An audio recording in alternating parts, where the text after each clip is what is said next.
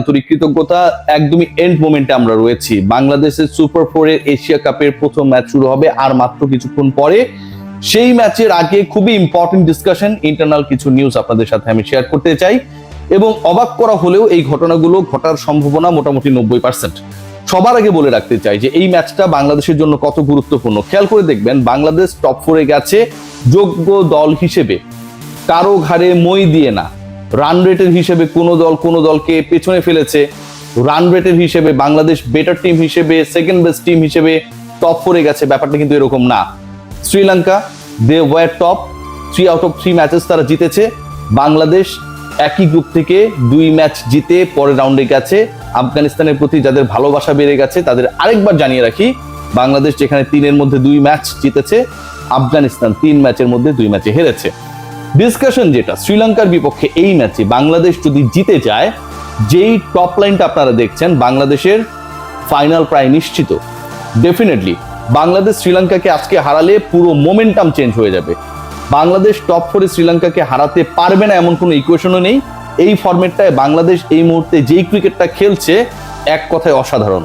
Execution নিয়ে অনেক প্রশ্ন রয়েছে, ক্রিকেটারদের অ্যাপ্রোচ নিয়ে অনেক প্রশ্ন রয়েছে, স্ট্রাইক রেট নিয়ে অনেক প্রশ্ন রয়েছে, decision making specially after winning toss প্রশ্ন রয়েছে।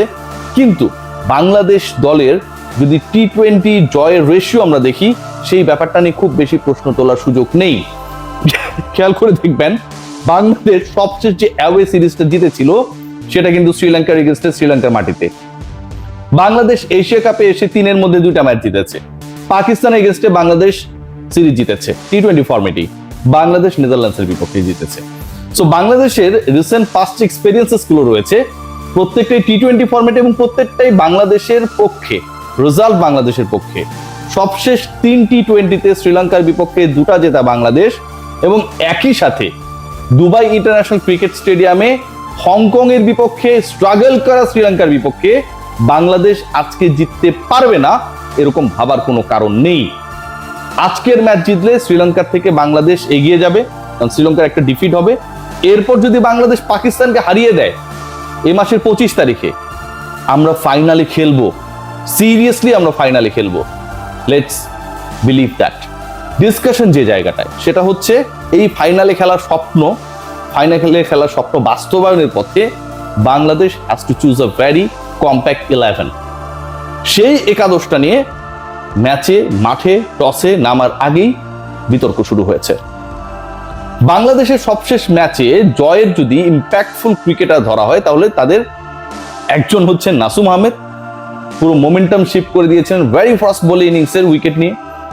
4 ওভার 11 রান, 1 মেডেন 2 উইকেট, দারুণ ইকোনমিক্যাল ছিলেন।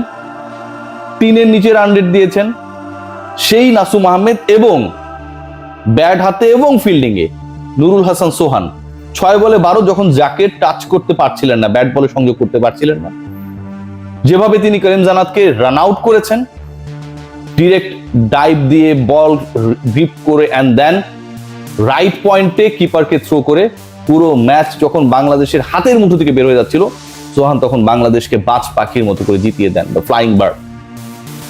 যখন আম্পায়ার বাংলাদেশের ফেভারে ওয়াইড দিচ্ছিল না, ঠিক তখনও অনেকটা ঝগড়া করে সেটা আদায় করে নিয়েছেন। এই দুজন মোস্ট ইম্প্যাক্টফুল ক্রিকেটার, চোখ বন্ধ করে যদি আপনি চিন্তা করেন, যে সোহান এন্ড নাসুম, এই দুজনই এই ম্যাচে থাকা উচিত কিনা, নাকি একজনে বাদ করা উচিত? ভাই, ঘটনা যা, বাংলাদেশ যে 11 নিয়ে নামতে যাচ্ছে বা পরিকল্পনা করেছে, they are going to drop Nurul Hasan Sohan in the next match against Sri Lanka. যেই ম্যাচটায় আমার সোহানকে সবচেয়ে বেশি প্রয়োজন, যে ম্যাচটায় আমার সোহানের নাম ভুলে যান, সেই ক্রিকেটারকে প্রয়োজন যে মাঠে থাকলে একটা অন্য রকম ফিল তৈরি হয়, লিডারশিপের জায়গাটা অনেক বেশি ইজি হয়ে যায়, যে উইকেটে থাকলে অন্তত 200 স্ট্রাইক রেটে লাস্ট 2 ইনিংসে ব্যাট করে, যার উপস্থিতি পুরো বাংলাদেশকে উজ্জীবিত করে, সেই ক্রিকেটারকে, পুরো বাংলাদেশ দলের সবচেয়ে বেশি উজ্জীবিত করা যে ক্যারেক্টার, সেই ক্রিকেটারকে আজকে আমরা বাদ রেখে 11-এ না নিয়ে শ্রীলঙ্কার এগেইনস্টে নামার পরিকল্পনা করেছি। যেই ম্যাচটা জিতলে আমরা ফাইনালের পথে এগিয়ে যাব, সেই ম্যাচে সেই ক্রিকেটারকে আমরা বাদ দেওয়ার পরিকল্পনা করেছি। লাস্ট ম্যাচ জেতাতে তিনি কি একটা রোল প্লে করেছেন, খুবই limited opportunity he got, only 6 বলস, রান আউট, ক্যাচ, ওয়াইড আদায় করা, 6 বলে 12 রান করা, সবই তিনি কাজে লাগিয়েছেন। সেই ক্রিকেটারকে আমরা ড্রপ করার পরিকল্পনা করছি। Bangladesh is going to select a very very debatable 11 today, এবং সেখানটায় আমি যতটুকু জানতে পারছি, যতটুকু আমার কাছে খবর রয়েছে, সোহানকে বাদ দেওয়ার যে পরিকল্পনা সেটা করা হয়েছে, তাহিদ হৃদয়কে রাখতেই হবে, এবং জাকের আলী অনেকেও থাকছেন। লাস্ট ম্যাচে তিনি যদিও অনেক বাজে ক্রিকেট খেলেছিলেন, কোনোভাবেই সাপোর্টেবল ছিলেন না, ওই সময়টায় তিনি বিলো 100 স্ট্রাইক রেটে ব্যাট করেছিলেন। বাংলাদেশ দলে একজন স্পিনার বাড়ছে, শাক মাহাদি হাসানকে 11-এ ঢুকানোর পরিকল্পনা করা হচ্ছে, এবং যেহেতু একজন কমবে, সোহানের পরিবর্তে শাক মাহাদিকে ঢুকানোর পরিকল্পনা করা হচ্ছে। আরো অনেক ক্যারেক্টার থাকলেও 7 জন ব্যাটারের মধ্যে সোহানকেই খুঁজে পাওয়া হলো, যাকে বাদ দিয়ে আসলে শাক মাহাদিকে খেলানো যেতে পারে। ডেফিনেটলি 5 জন বোলার খেলানো উচিত, খেলাতেই হবে, কোনো মাপ নেই। দুবাইয়ের উইকেটে 3 জন স্পিনার লাগবেই, কিন্তু সেই স্পিনারকে ঢুকাতে গিয়ে team management they have chosen Nurul Hasan Sohan to drop. So Bangladeshi 11টা যেমন হতে যাচ্ছে, পারভেজ হোসেন ইমনের কথা আমি বলেছি যে তাকে আসলে আমার পছন্দ যে ইমনকে খেলানো হোক, বাট টিম ম্যানেজমেন্ট খেলাচ্ছে না বলেই যে খবরটা রয়েছে। সেই সাথে ওপেনিং এ আগের দিন যেই আমরা পার্টনারশিপটা দেখেছিলাম, 59 রানের পার্টনারশিপ, এবং 6 ওভারে 59 রান তুলেছিল। ইনফ্যাক্ট সেখানটায় তানজিদ হাসান তামিমের সাথে সাইফ হাসান ছিলেন। সো তানজিদ হাসান অ্যান্ড সাইফ হাসান, এই 2 হাসান মিলে হচ্ছে ওপেনিং পার্টনারশিপ করবেন। নাম্বার 3-তে লিটন কুমার দাস, নাম্বার 4-এ তাহিদ হৃদয়। আমার পছন্দ ছিল যে তাহিদ হৃদয়কে ড্রপ করে আমরা যদি শাক মাহাদিকে খেলাতাম, নাম্বার 4-এ সোহানকে খেলানো যেত কিনা। তাও আমাদের চিন্তার সাথে তো দল মিলবে না, মানে খুবই ডিবেটেবল একটা ডিসিশন। আমার কাছে মনে হয় খুবই বাজে একটা ডিসিশন হতে যাচ্ছে এখন পর্যন্ত যে খবর রয়েছে। হ্যাঁ, না হলে খুবই ভালো। নাম্বার 5-6-এ শামীম হোসেন পাটোয়ারি এবং জাকের আলী অনেক, এই 6 জন ব্যাটারকে নিয়ে বাংলাদেশ নামবে। এর মধ্যে সাইফ এবং শামীম পাটোয়ারি তারা বলও করতে পারেন, বাট লাস্ট ম্যাচে 2 জন মিলে 4 ওভার করে 55 রান দেওয়ার পর সেই ভরসার জায়গাটা একদমই নেই, জিরো। অন্তত এরকম একটা ম্যাচে, যেই ম্যাচে বাংলাদেশকে জিততেই হবে ভালো কিছু করতে হলে। এরপরে যে 5টা জায়গা রয়েছে, সেই 5টা জায়গায় 3 জন স্পিনার, এবং এই 3 জন স্পিনার কারা আসলে সত্যি কথা সেটা নিয়ে আসলে খুব বেশি ডিসকাশনের অপশনস নেই।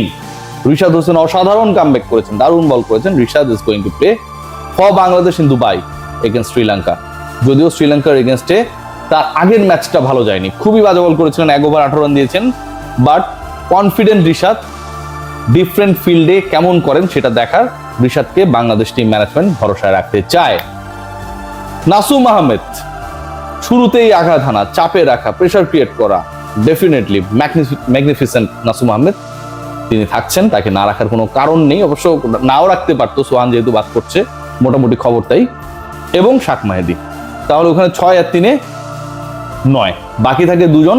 বাংলাদেশ 2 পেসার নিয়ে এই ম্যাচে নামবে। এখন পর্যন্ত যে পরিকল্পনা, সাইফুদ্দিনের নাম অনেক শোনা যাচ্ছে, সাইফুদ্দিনকে আজকে খেলানো হবে কি হবে না। আমার কাছে যে নিউজ রয়েছে, বাংলাদেশ যেহেতু 2 জন পেসারে বেশি এফোর্ট করবে না, only 2 pacers will be in the 11। So একজন পেসার যিনি আলটিমেটলি ফুল পেসার না, ফুল অপশন না, প্রপার পেসার না, পেস বোলিং করেন ঠিক আছে, পেস বোলিং অলরাউন্ডার ঠিক আছে, but you cannot compare him with Taskin and Mustafiz. এটা আপনি পারেন না, সুযোগও নেই। সাইফুদ্দিনও এটা দাবি করবে না। সো সাইফুদ্দিনের chance is very very low.